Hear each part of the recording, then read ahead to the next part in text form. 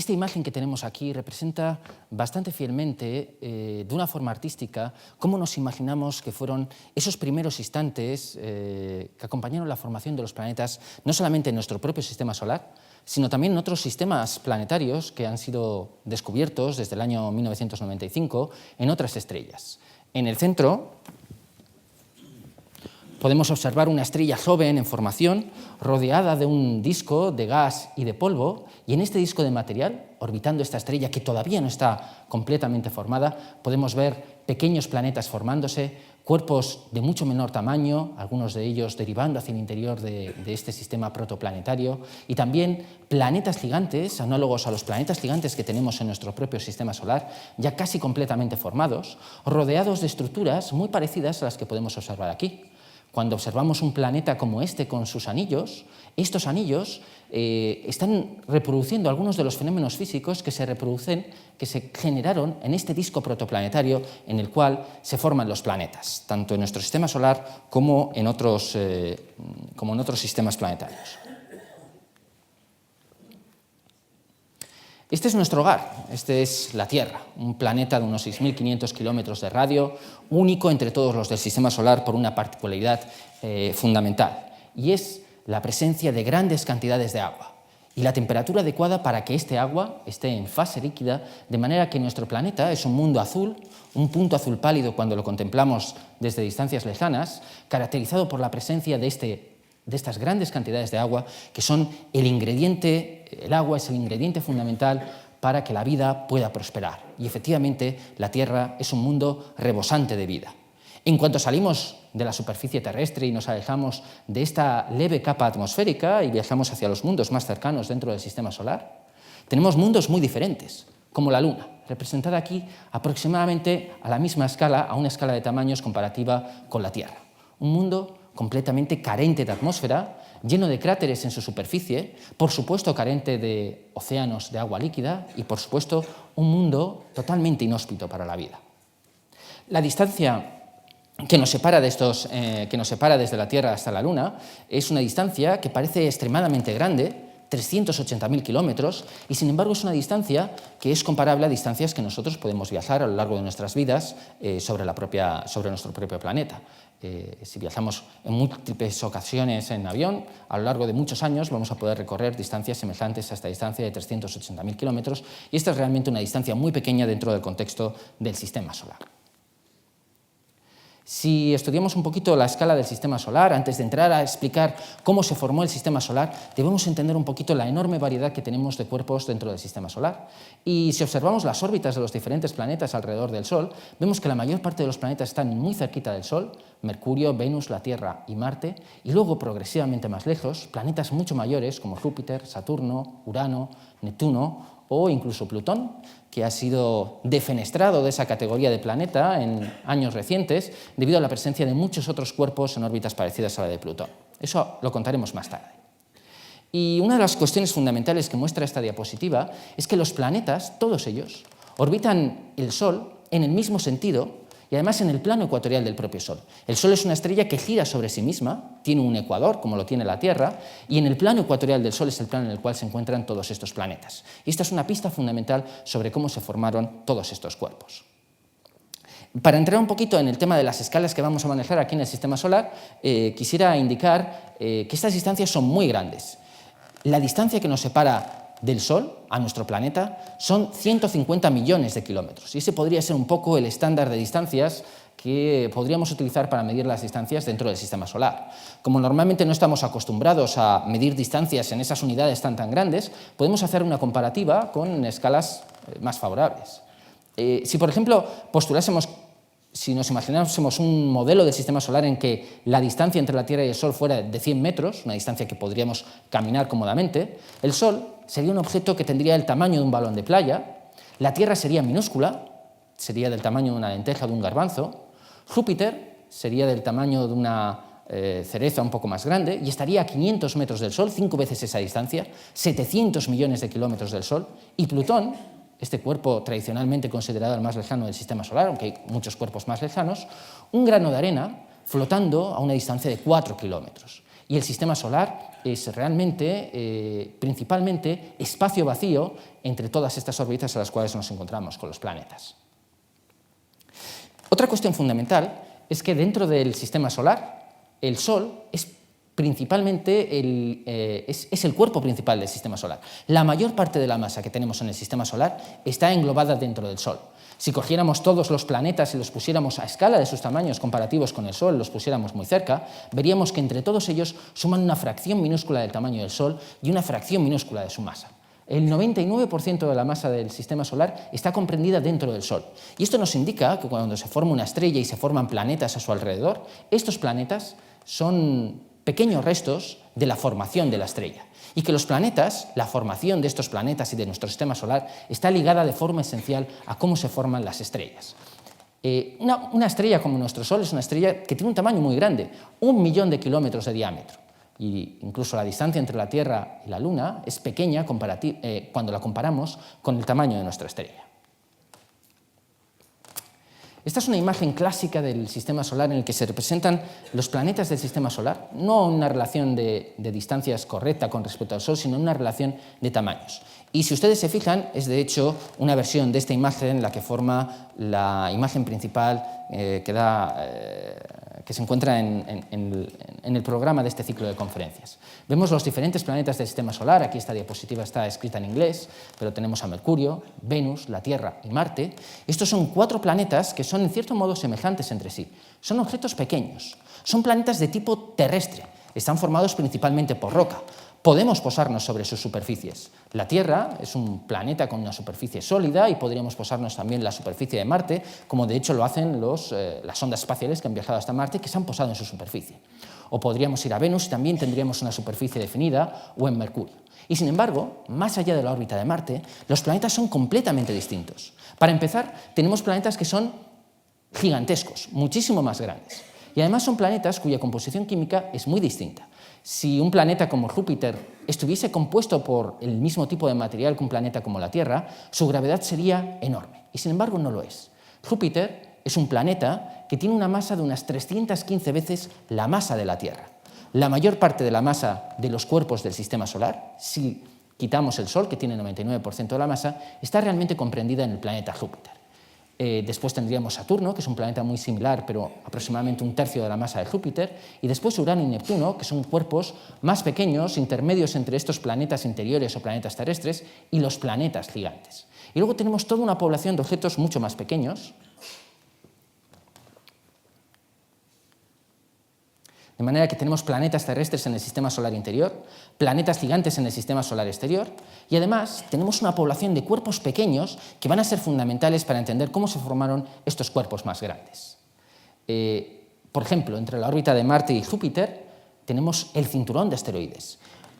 Centenares y centenares de cuerpos de carácter rocoso que son de tamaño mucho más pequeño que los planetas. Algunos de ellos son de tamaño considerable, el mayor de ellos tiene 1000 kilómetros de diámetro, es Ceres. En la actualidad se le considera como un planeta enano.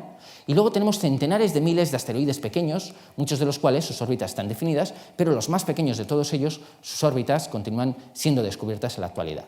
Y más allá de la órbita de Neptuno, tenemos una especie de réplica de este cinturón de asteroides formado por cuerpos helados, los 2 mayores de los cuales aparecen aquí representados, y son Plutón, antiguamente considerado un planeta, y este cuerpo de aquí con este nombre técnico, que posteriormente ha sido sustituido por un nombre mucho más poético, mucho más hermoso, que es Eris. Y en las fronteras del sistema solar, de hecho, tenemos docenas de planetas enanos comparables a Plutón y a Eris, y centenares de miles de objetos helados pequeños, además de miles de millones de cometas. Y si queremos entender cómo se formó el sistema solar, la pregunta que debemos hacernos es cómo es posible, a la hora de formar una estrella, formar simultáneamente objetos tan increíblemente distintos como la Tierra, un lugar agradable para la vida, cuerpos inhóspitos para la vida como Mercurio, y planetas radicalmente distintos como estos planetas gigantes. Bueno, pues si nos remontamos en el tiempo al pasado, a esa época en la cual la estrella se estaba formando y observamos esas etapas primigenias, veríamos que una estrella cuando se forma, naturalmente, está irradiando energía al exterior, de manera que cerca de la estrella el material está muy, muy caliente y es muy difícil que el material pueda estar en una fase sólida, a no ser que sean materiales que sean capaces de soportar esas altas temperaturas. Mientras que si estamos muy lejos, Los materiales que no son capaces de soportar estas altas temperaturas pueden estar en forma sólida. Por ejemplo, podemos tener hielos en estado sólido, lejos del sistema de la estrella, en las regiones exteriores del sistema solar, pero estos hielos se evaporan cuando nos encontramos en las regiones interiores del sistema solar. Y una de las características de la materia que forma el universo es que los materiales pesados, como el silicio, como los materiales que forman las rocas, condensan a temperaturas que son altas y podemos condensar ese material sólido en esta región interior del sistema solar, pero el material más abundante, los hielos, por ejemplo el agua o el monóxido de carbono, solamente condensan a temperaturas muy bajas. Y hay mucho más material helado en las regiones exteriores del sistema solar que material sólido formado por silicatos, rocas, metales en la región interior. De manera que en las regiones exteriores del sistema solar había muchísimo más material disponible para formar planetas comparado con el material mucho más exiguo, mucho más difícil de condensar en cuerpos sólidos en las regiones interiores del sistema solar. Esto va a explicar la dicotomía que hay entre esos planetas interiores y esos planetas exteriores. Si hiciéramos una perspectiva histórica, la primera persona que se preguntó desde un punto de vista científico cómo se forman los planetas fue el filósofo francés René Descartes, allá en 1644, que se preguntó cómo se forman las mismas estrellas. En aquella época, la ciencia no era la ciencia que tenemos en la actualidad, ni siquiera se conocía la teoría de la gravedad de Isaac Newton, y entonces Descartes se imaginó que las estrellas, esos puntos distantes que dejan caer su luz sobre nosotros en las noches de cielos despejados, son semejantes a nuestro Sol y se forman posiblemente a partir de grandes masas de gas que se concentran a partir de alguna fuerza que concentra el material hacia su interior. En aquella época no se conocía la gravedad. Descartes pensaba que podían ser movimientos de fluidos, turbulencia en un fluido que podía hacer que una masa de gas se fuese concentrando hasta formar un objeto mucho más denso hasta la hora de formar una estrella.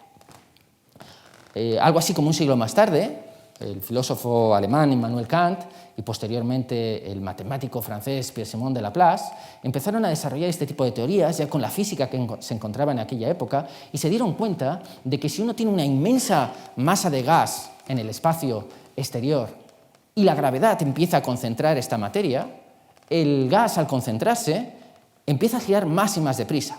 La forma en la que se produce este fenómeno es semejante a la que podríamos observar si estuviésemos observando un campeonato de patinaje sobre hielo, cuando vemos a los patinadores que están girando sobre su propio cuerpo, cuando giran con las manos extendidas, giran relativamente lentamente, y cuando concentran los brazos, cuando la masa viaja del exterior de esta nube de gas hacia el interior, el patinador, al concentrar sus manos, gira más y más deprisa. Y todos sabemos que si tenemos un objeto que gira muy deprisa, se concentra y se forma una especie de concentración de masa, un plano, y la mejor manera de imaginarse esto, aunque no es una manera muy científica, es imaginarse qué es lo que pasa si uno pone una masa de pizza a girar muy rápidamente y entonces se forma naturalmente una estructura en forma de disco en la cual todo este material que estaba difuso y alejado inicialmente se concentra en un disco alrededor de un objeto central. Esta era la hipótesis nebular de Kant y de Laplace. A esta hipótesis se le llamó la hipótesis nebular porque lo que se esperaría es que las estrellas se forman con una cierta nebulosa protosolar a su alrededor, en la cual tenemos el material mismo que forma la estrella y que poco a poco se va concentrando hacia el interior de la estrella. Con el paso del tiempo, este disco de gas se va liberando progresivamente de gas que cae hacia el interior de la estrella, pero en algunas regiones, si hay concentraciones de masa, esas concentraciones de masa pueden crear su propia gravedad y atraer más y más del material cercano hasta formar objetos más y más densos que progresivamente van limpiando esta nebulosa, este disco protosolar de material gaseoso, que o bien cae sobre la estrella central o bien cae sobre estos objetos más densos. Y cuando finalmente este disco, esta nebulosa protoplanetaria se limpia de gas, deberíamos de tener una estrella central y un montón de planetas orbitando esta estrella. Esta idea de cómo se forman los sistemas planetarios, que fue formulada en sus detalles matemáticos por Pierre-Simon de Laplace en 1796, es básicamente el mismo tipo de ideas que se manejan en la actualidad en el siglo XXI, aunque naturalmente hoy en día conocemos mucho más todos estos detalles. Una de las cosas que son interesantes en este tema es que no solamente podemos observar cómo se formó el sistema solar en el cual nosotros vivimos a partir de la estructura que tiene la actualidad, sino que podemos observar estos mismos fenómenos físicos en regiones en las que se están formando estrellas ahora mismo. Esta es la nebulosa de Orión, M42, una de las nebulosas más hermosas del cielo nocturno, visible principalmente en la estación de invierno, de manera que incluso esta noche se puede observar la nebulosa de Orión. Más adelante, a partir de diciembre-enero, las condiciones de observación son mucho mejores. Y si uno observa en el cinturón de la constelación de Orión con unos prismáticos modestos, se puede observar una pequeña nebulosa, una mancha rojiza, que si la observáramos con un telescopio de gran tamaño o con un telescopio en el espacio, podríamos observar que está formada por grandes cantidades de gas, de polvo, en el cual se están formando grandes cantidades de estrellas en estos momentos. En la nebulosa de Orión se están formando estrellas muy, muy jóvenes, que tienen edades de entre 3 a 5 millones de años. Eso, en el estándar de las estrellas, es una edad extremadamente joven, y están rodeadas de este gas, de estas nebulosas de polvo, que alimentan la formación de estas estrellas. En Orión tenemos más de 1 millón de soles, la masa equivalente a más de 1 millón de soles, formando múltiples estrellas simultáneamente. Y si observamos estas estrellas, podemos observar los fenómenos físicos que dan lugar a la formación de los planetas. Si observamos en longitudes de onda en colores que el ojo humano no es capaz de ver, pero que los instrumentos científicos sí que son capaces de capturar, podemos observar esta nebulosa, que aquí vemos en otra imagen de gran campo de cómo sería esa nebulosa de Orión. Podemos observar que esta nebulosa, podemos observar no solamente las estrellas, sino el gas que está alimentando a estas estrellas. Y en particular, esta es una imagen obtenida por un telescopio espacial en una longitud de onda en la que vemos principalmente el gas, y vemos cómo el gas está alimentando regiones más y más densas que están absorbiendo el gas de su entorno, dando lugar a la formación de estrellas. En Orión se están formando unas 2000 estrellas, y los fenómenos que están ocurriendo aquí en la actualidad se pueden simular con grandes ordenadores. Si uno pone en un ordenador las condiciones físicas que corresponden a este tipo de observaciones y hace un modelo de cómo actúa la gravedad sobre estas regiones más densas, se puede observar cómo estas regiones más densas atrapan el gas que tienen a su alrededor, lo concentran aún más y se forman poco a poco estrellas aisladas como estas de aquí, de manera que cuando se forma una estrella no se forma aislada, sino que se forman múltiples estrellas a su alrededor. Y entonces, en esta simulación numérica, una simulación realizada por ordenador, se ponen 10.000 masas solares y 600.000 años tras el comienzo de la simulación se pueden formar del orden de 500 estrellas, y esto es comparable a lo que estamos observando con los grandes telescopios en la formación de estrellas en otras regiones. Si nosotros tuviésemos una única estrella formándose, o cuando una de estas estrellas ha absorbido suficiente gas de la nebulosa en la cual se encuentra, podemos tener un objeto como este girando lentamente, y entonces estas nebulosas aisladas, cuando tenemos uno de estos objetos más densos dentro de una nebulosa como la de Orión, forman unas nubes moleculares que podemos observar en la actualidad, que tienen una masa comparable a la masa solar, que tienen una región central muy pequeña, y sin embargo la región exterior es muy, muy grande y giran muy lentamente. Por ejemplo, este tipo de nubes moleculares pueden tardar en dar una vuelta sobre sí mismas 20 millones de años, y están a temperaturas extremadamente frías. Pero a medida que aquí en el interior se empieza a concentrar la masa, crece la gravedad. Al crecer la gravedad, el material exterior cae hacia el interior de la estrella, y al caer sobre el interior de la estrella se acelera, empieza a girar más y más deprisa. Y las fuerzas centrífugas actuando sobre estos objetos que giran más y más deprisa aplanan el material, de manera que el material no cae sobre la estrella central, sino que cae en un disco protoplanetario alrededor de esta estrella. Y la teoría nos indica que en estas condiciones, una nube molecular como esta tardaría en colapsarse aproximadamente unos 50.000 años, dando lugar a la formación de una estrella central y de un disco de material, del mismo material que forma la estrella, en una escala de tiempo de unos 50.000 años, formando un disco de aproximadamente el tamaño del sistema solar o algo mayor. Y, por supuesto, las observaciones actuales nos permiten ver este tipo de discos. Estos son estrellas muy jóvenes en la nebulosa de Orión, estrellas que están rodeadas de material nebuloso a su alrededor, de estas estructuras alargadas, en las que vemos material gaseoso que está alrededor de estas estrellas. Estos fueron los primeros discos protoplanetarios que se empezaron a observar allá en el año 1996 utilizando imágenes del telescopio espacial Hubble. Estos son discos pequeños, tienen un tamaño que es aproximadamente unas 50 veces la distancia que nos separa a nosotros del Sol, y son comparables al tamaño que tiene el sistema solar. Estos discos son un poco anómalos porque realmente aquí hay estrellas muy, muy energéticas que están calentando este gas, que lo están evaporando y que dan lugar a la formación de estas estructuras tan curiosas. Pero si observamos una estrella en formación que está aislada del resto, podemos observar este tipo de estructuras. Podemos observar estructuras como estas de aquí. En esta estructura, que tiene prácticamente la forma de una hamburguesa, de hecho esta estructura se conoce como la nebulosa de Gómez o la nebulosa de la hamburguesa, tendríamos una estrella en el centro que no podemos ver porque está rodeada por completo por material que está en un disco orbitando en el plano perpendicular a esta imagen, en esta región, y por eso esta región de aquí es negra, y este material blanquecino que vemos aquí es la parte exterior de este disco en el cual se difunde la luz producida por la estrella central, como la luz que se difunde en la atmósfera terrestre cuando el Sol se ha puesto y todavía después de que el Sol se haya puesto, podemos observar algo de la luz del Sol. Esto es luz difusa en las fronteras exteriores de este disco protoplanetario, en el cual, en la actualidad, se están formando planetas.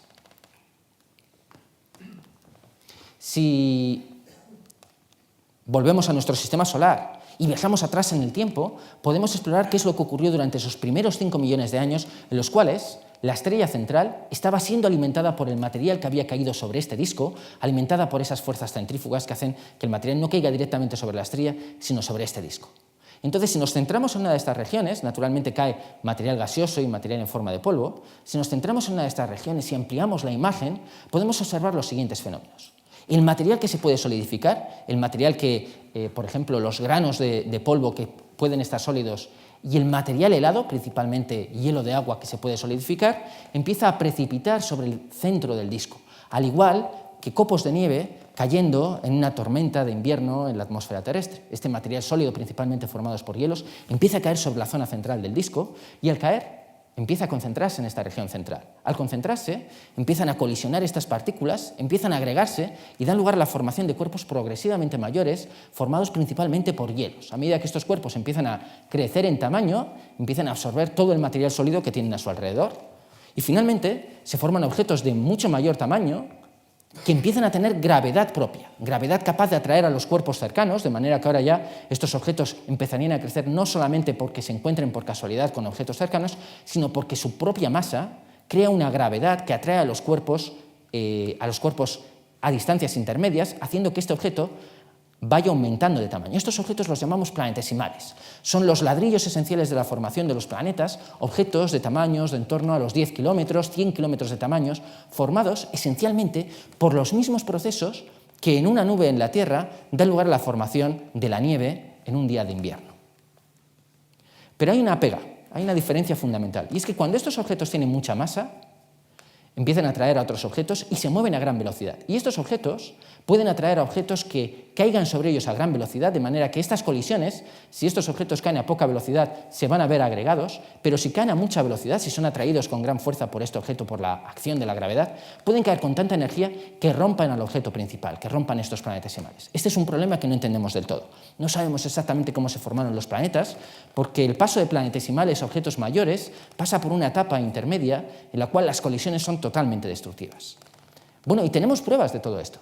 Si viajamos al espacio exterior con una sonda espacial y atrapamos material en forma de polvo que está orbitando el sistema solar desde la época en la que se formó, podemos encontrar partículas microscópicas como estas, partículas de tamaños de en torno a una milésima de milímetro, objetos que no podemos ver, que son del tamaño comparable a las bacterias, que tienen este tipo de estructuras y que corresponden a los objetos que se estaban formando en el disco protoplanetario del cual se formaron los planetas en estas etapas iniciales.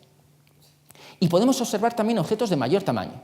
Estos planetesimales, objetos de 50, de 10 kilómetros, 100 kilómetros o más pequeños, 500 metros, los podemos observar en el cinturón de asteroides. Podemos encontrar asteroides que son los remanentes de la formación del sistema solar. Esta es una imagen del asteroide 2005 YU-55, que es un nombre muy técnico, para hablar de un asteroide de unos 400 metros de tamaño que hace unas pocas semanas pasó relativamente cerca de la Tierra.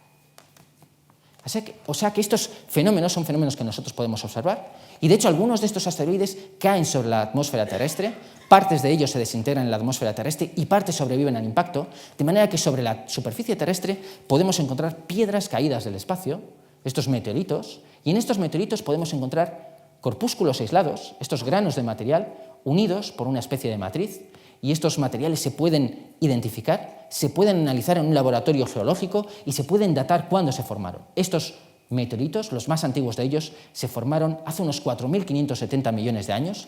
La datación de estos meteoritos es muy complicada, se parece a las técnicas que se utilizan en análisis del carbono 14 para datar organismos que en el pasado estuvieron vivos, pero son técnicas un poquito distintas. Y hay meteoritos distintos que tienen estructuras distintas, pero todos los meteoritos que encontramos tienen este tipo de estructura, esta especie de conglomerado, como si nosotros estuviéramos construyendo algún objeto, como si nosotros estuviéramos haciendo cemento y uniéramos granos de arena con algún tipo de matriz para dar lugar a la formación de un objeto sólido con mayor resistencia, más definido.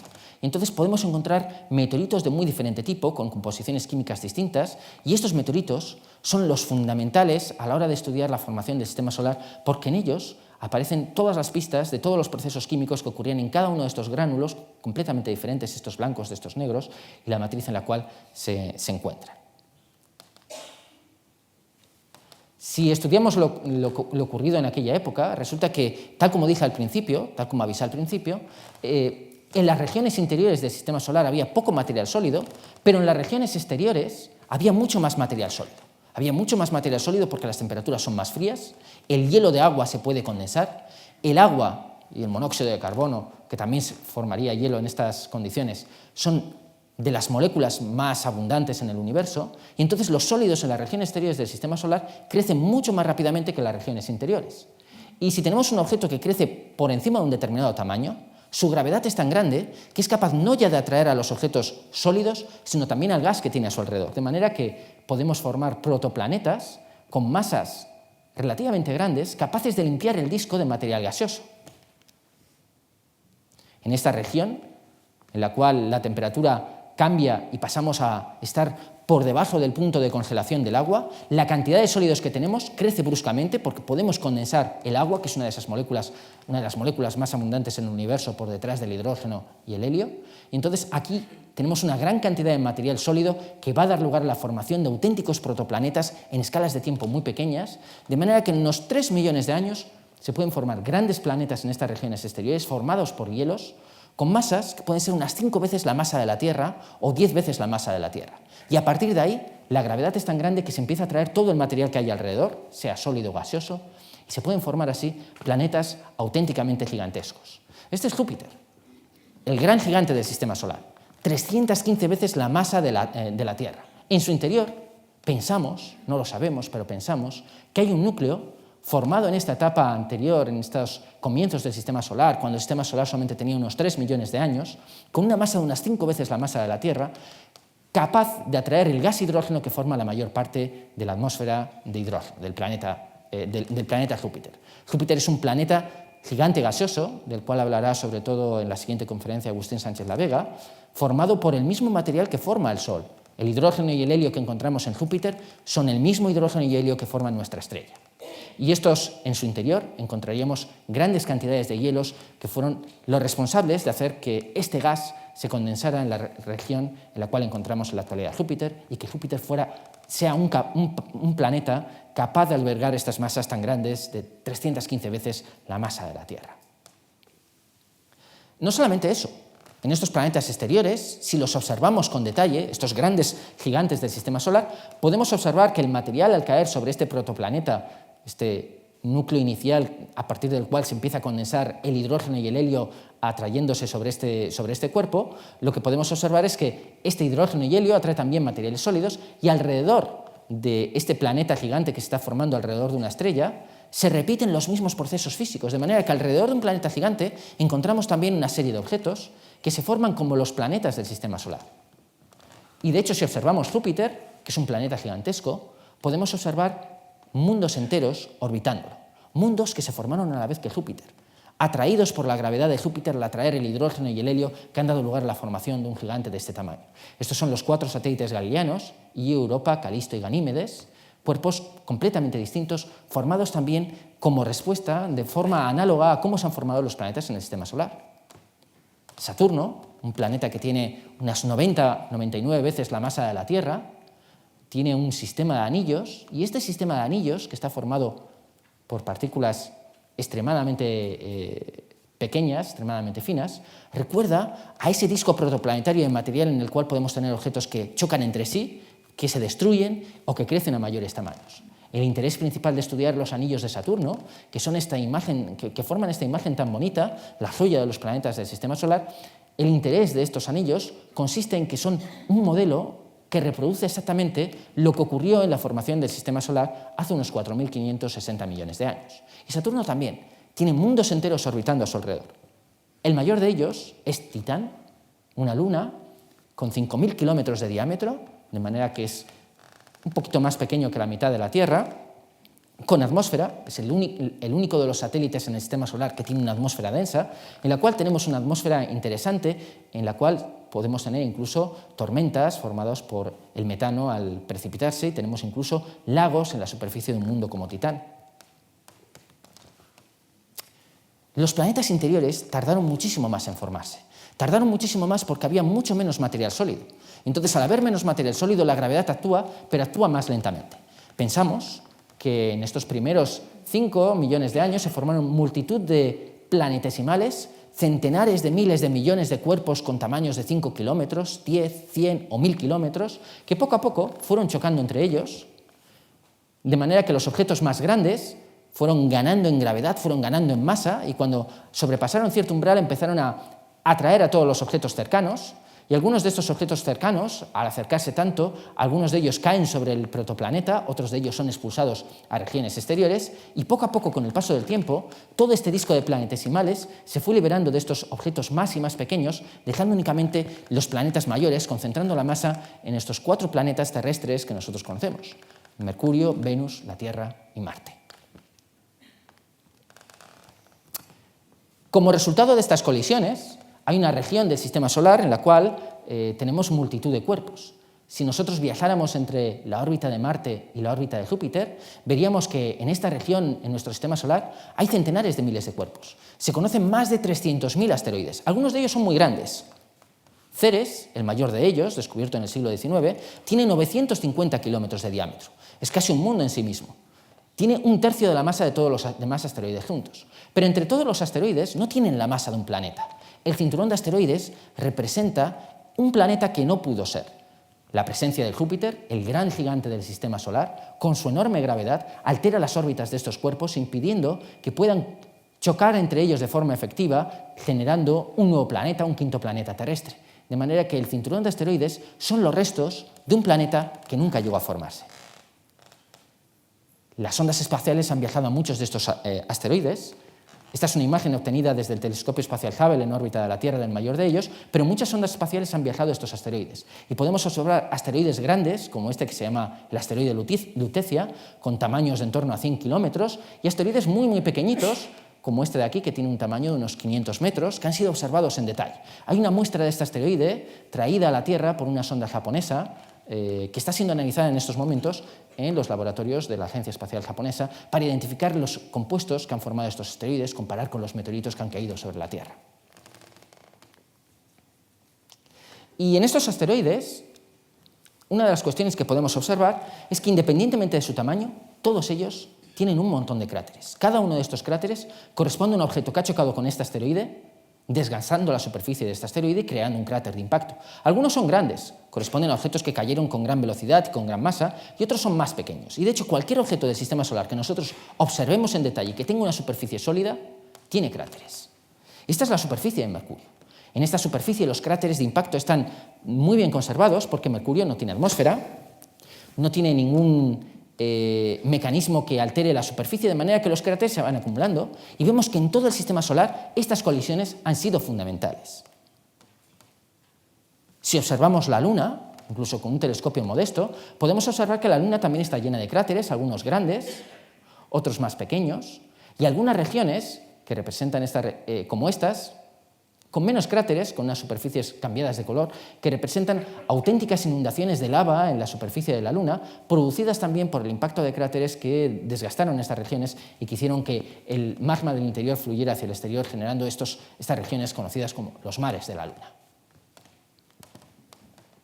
Si observamos otros objetos del Sistema Solar, también observamos cráteres. Tenemos aquí Phobos, uno de los 2 satélites que tiene Marte, y en Phobos podemos observar estructuras curiosas como este material blanquecino que tenemos aquí. Este material blanquecino, por ejemplo, se corresponde a material que ha sido expulsado de Marte cuando un asteroide cae sobre la superficie de Marte. Como Marte tiene poca gravedad relativamente, parte de ese material es expulsado del propio del propio planeta y puede chocar con la superficie de este satélite, quedándose depositada en este satélite. De manera que aquí tenemos una prueba indirecta de los impactos sobre la superficie marciana. Y, por supuesto, en la Tierra también tenemos grandes cráteres de impacto. La mayoría de ellos han sido borrados por la erosión. La lluvia, durante miles de millones de años, la evolución geológica, la tectónica de placas, pero algunos objetos han caído más recientemente. Este es el cráter Barringer, en Arizona. Es un cráter bastante grande. Aquí tenemos una plataforma de observación en la que tenemos a 3 turistas observando este cráter, formado hace unos 50.000 años, cuando el hombre ya vivía sobre la superficie terrestre. Y, naturalmente, este cráter se corresponde a la caída de un objeto de un tamaño relativamente grande sobre la superficie de la Tierra. El sistema solar es un lugar todavía vivo en el cual estos procesos que dieron lugar a su formación no han terminado por completo. Es un sistema dinámico. Si observamos la Luna con esta inmensa cantidad de cráteres, vemos cráteres grandes y cráteres pequeños. Y, de hecho, la formación de la Luna, hasta los años 70, era muy difícil de explicar. La mejor teoría que tenemos para explicar la formación de nuestro satélite es el impacto en esa primera etapa en la cual había muchos planetesimales y el sistema solar todavía no estaba terminado de construir. Había muchos objetos de gran tamaño colisionando entre ellos. Y la mejor teoría que tenemos para explicar la formación de la Luna es el impacto con nuestro propio planeta de un objeto del tamaño de Marte, con el ángulo adecuado, capaz de generar la destrucción de estos dos objetos y la formación posterior de un cuerpo central más masivo y de un satélite exterior con gran cantidad de masa. Esto es una simulación por ordenador de cómo sería ese impacto. Un objeto de gran tamaño choca con el planeta Tierra, funde por completo el planeta, arranca material no solamente de la corteza terrestre ni de su manto, sino también de su núcleo, y deja un montón de material orbitando este objeto central, que está, por supuesto, muy, muy caliente, que no es un planeta en sí mismo, sino que es un protoplaneta que está de nuevo volviendo a formarse a partir de los restos de la destrucción formada por un impacto como este de aquí. Este tipo de colisiones son abundantes en el sistema solar. Y en otros objetos del sistema solar hay satélites que se han formado por este mismo tipo de procesos físicos. La mejor prueba que tenemos de este impacto catastrófico que dio lugar a la formación de la Luna viene de las rocas lunares traídas por los astronautas de las misiones Apolo en los años 1969 y primeros años 70 sobre la superficie lunar. No solamente viajaron en la superficie lunar como una muestra del poder científico y tecnológico de los Estados Unidos de la época, sino también para hacer ciencia. Y los astronautas de las misiones Apolo se posaron en diferentes regiones de la Luna, en diferentes mares de la Luna, estas regiones oscuras, negras, diferentes a estos otros terrenos craterizados, trayendo gran cantidad de rocas a multitud de laboratorios terrestres en diferentes países. En particular, esta es una roca lunar en un museo de la antigua Unión Soviética, y estas rocas lunares se pueden datar con precisión, igual que los meteoritos que han caído sobre la Tierra. Estas rocas lunares, traídas por los astronautas de las misiones Apolo, tienen una edad de en torno a unos 3.700 millones de años. Si uno examina esta superficie llena de cráteres, los cráteres no están uniformemente distribuidos. Se piensa que hace unos 3.700 millones de años las superficies del sistema solar interior fueron bombardeadas repetidamente y con gran intensidad por objetos de gran masa cuando estos objetos ya se habían formado. Es en esa época, hace 3.700 millones de años, cuando se formaron los mares de la Luna, que, como pueden ver ustedes en esta imagen, son regiones extremadamente grandes y no comparables a estos cráteres que podemos encontrar en otras regiones. Esto es lo que se conoce como el Gran Bombardeo Tardío, una época en la cual el sistema solar interior recibió gran cantidad de impactos, convirtiéndose en un lugar hostil para la vida durante un periodo de tiempo relativamente corto en escalas geológicas, unos 100 millones de años. Y estos impactos han ocurrido en otros lugares. Este es Marte. No es una imagen como la que obtendría un satélite espacial, sino que es una representación del mapa de alturas que podemos encontrar en Marte. Tenemos un hemisferio muy liso, con tierras bajas, y un hemisferio con tierras mucho más altas, lleno de cráteres más modernos, y una región, un gran cráter también de impacto, producido por un objeto de gran tamaño. Para explicar esta dicotomía, esta diferencia entre el hemisferio norte y el hemisferio sur de Marte, se sospecha también que hubo un gran impacto entre un objeto de gran tamaño, semejante al impacto entre la Tierra y el objeto que creó la Luna, y que en el caso de Marte, debido al ángulo de incidencia del objeto que impactó con la superficie marciana, no fue capaz de generar un gran satélite, sino que la mayor parte de ese material no se quedó en órbita, sino que salió expulsada. Hay otros mundos que tienen estas señales de impactos catastróficos, impactos que podrían haber destruido estos mundos por completo. Este cuerpo es Miranda, es uno de los satélites de Urano. Si observan su superficie, no solamente tenemos cráteres de impacto, sino que tenemos estructuras completamente devastadas por algún tipo de colisión catastrófica en el pasado. Es un mundo casi formado a imagen y semejanza del monstruo de Frankenstein, un mundo formado tras los rescoldos de algún tipo de destrucción catastrófica. Y hay objetos muy curiosos en el sistema solar. Este es Hiperión. Hiperión, una de las lunas relativamente pequeñas del planeta Saturno.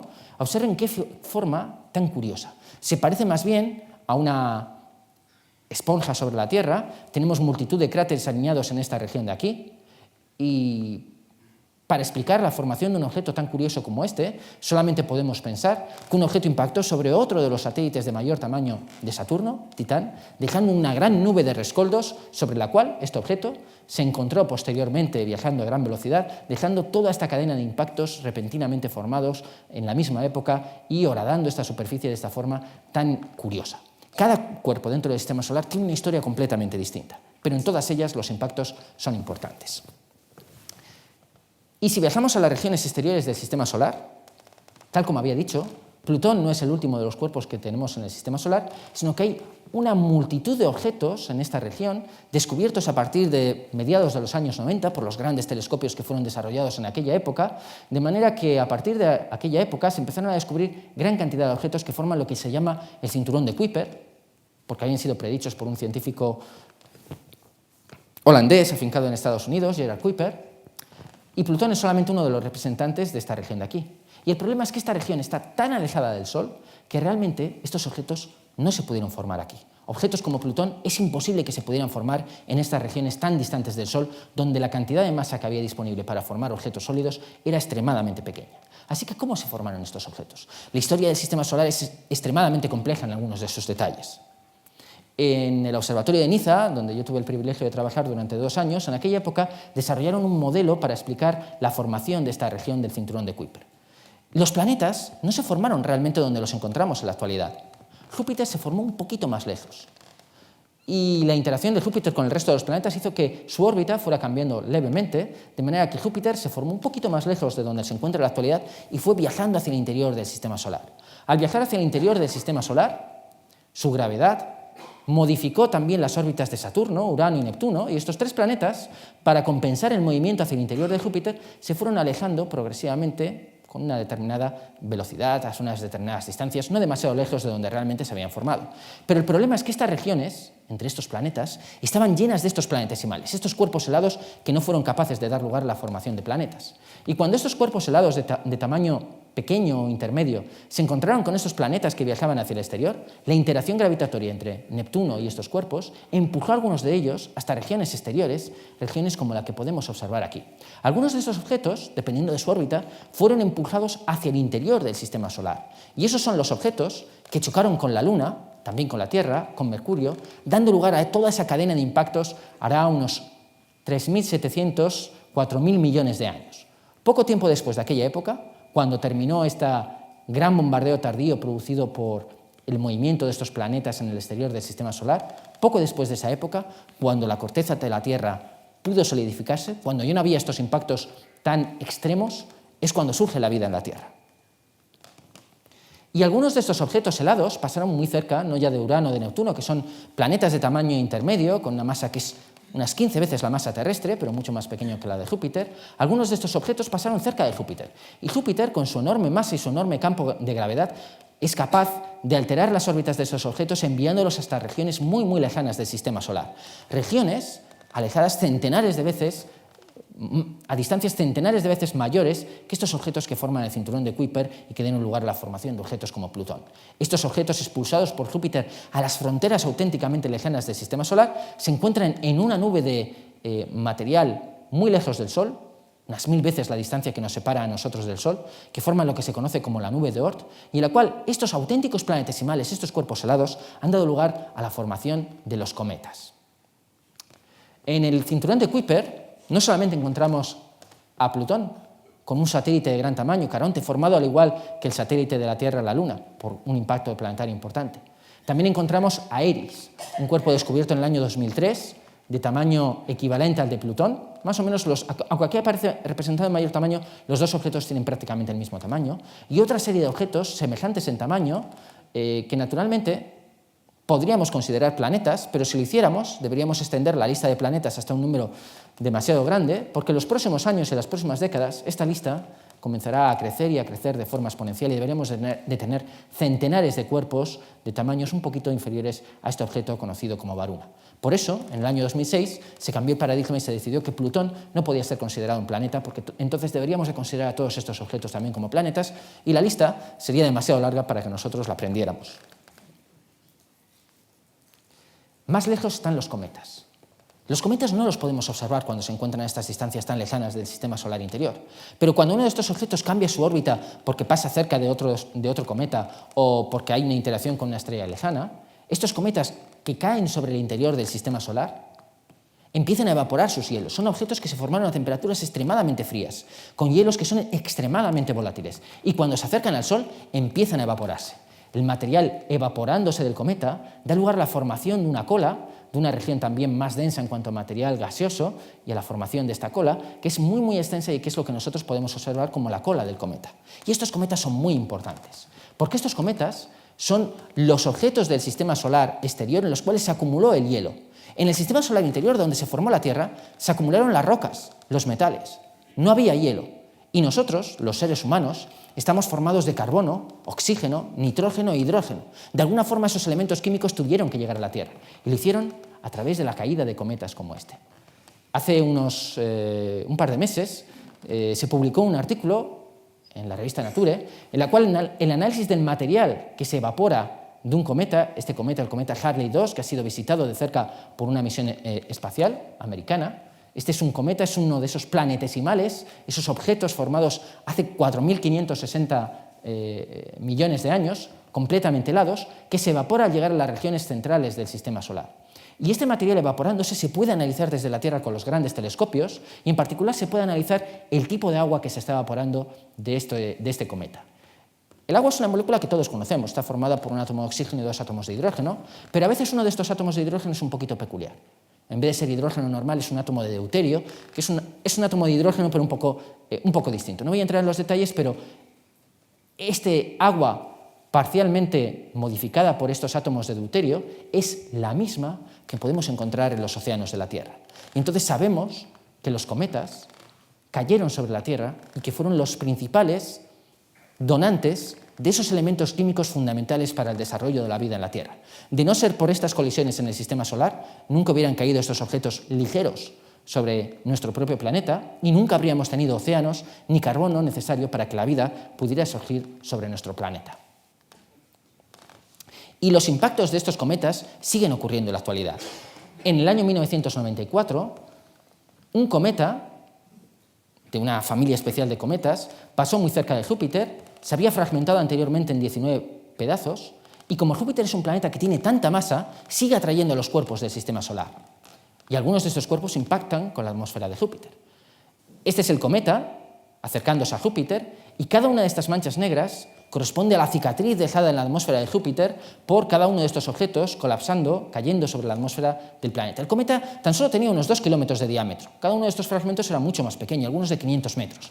Pero al caer con gran energía sobre la atmósfera de Júpiter, se liberan grandes cantidades de material negruzco que oscurece las nubes, y cada una de estas manchas es del tamaño de continentes sobre la Tierra, y algunas de ellas son de mayor tamaño que nuestro propio planeta, porque Júpiter es un planeta que tiene un tamaño increíblemente grande. Es 11 veces más grande que nuestro planeta, tiene 315 veces su masa y atrae estos cometas que vienen del sistema solar exterior. En cierta forma, Júpiter nos protege de estos objetos. Si no fuera por Júpiter, quedarían muchos más de estos cometas que podrían chocar con la Tierra, no en el pasado, cuando eran necesarios para traer el agua, sino en la actualidad. Cuando ocurrió esta colisión se pensaba que era un acontecimiento único en la vida y que los astrónomos nunca más podríamos observar durante nuestras propias vidas el impacto de un cometa con un planeta como Júpiter. Y resulta que el 19 de julio del año 2009, un astrónomo aficionado australiano, observando con un telescopio construido por él mismo, con sus propias manos, observó una mancha negra en las nubes de Júpiter, rotando con el planeta, que no podía ser explicada como una estructura meteorológica de las nubes de Júpiter. Esto era un nuevo impacto que había caído sobre el planeta Júpiter. Aquí tenemos una imagen de mayor resolución, también obtenida por este astrónomo aficionado y procesada después con sofisticados ordenadores para conseguir toda esta precisión en la forma de este objeto. En el año 2009, un objeto de unos 500 metros de tamaño, posiblemente de naturaleza asteroidal, chocó con el planeta Júpiter y en pocas horas dio lugar a la formación de una mancha negra de aproximadamente el tamaño de nuestro propio planeta. Y estos impactos son importantes en un planeta como Júpiter, pero naturalmente también lo van a ser en nuestro propio mundo.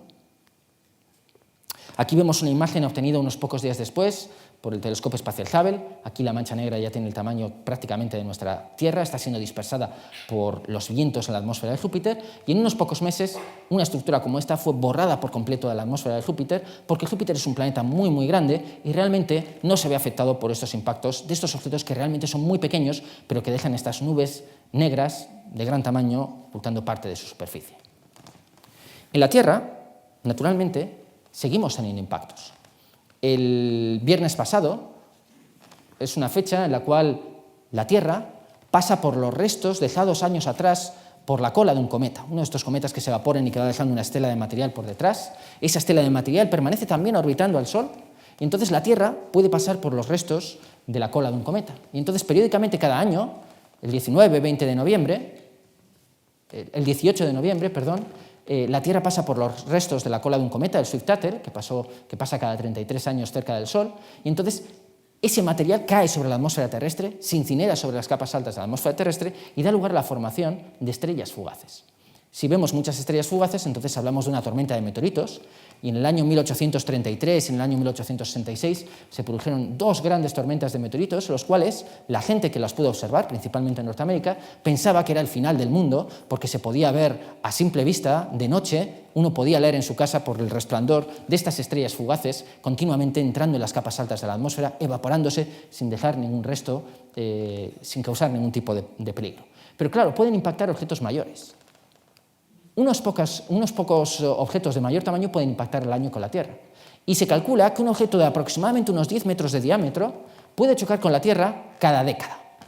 Y estos objetos, cuando caen sobre la atmósfera terrestre, naturalmente tienen mucha más masa, traen muchísima más energía, se desintegran también las capas altas de la atmósfera terrestre y producen grandes bolas de fuego que generan también grandes estallidos que se pueden observar desde la Tierra y que, de hecho, las primeras investigaciones sobre estos objetos fueron producidas por la red de sensores de armas nucleares en plena época fría, de la Guerra Fría, cuando los americanos y los rusos estaban muy preocupados por si alguien podía estar haciendo detonaciones nucleares.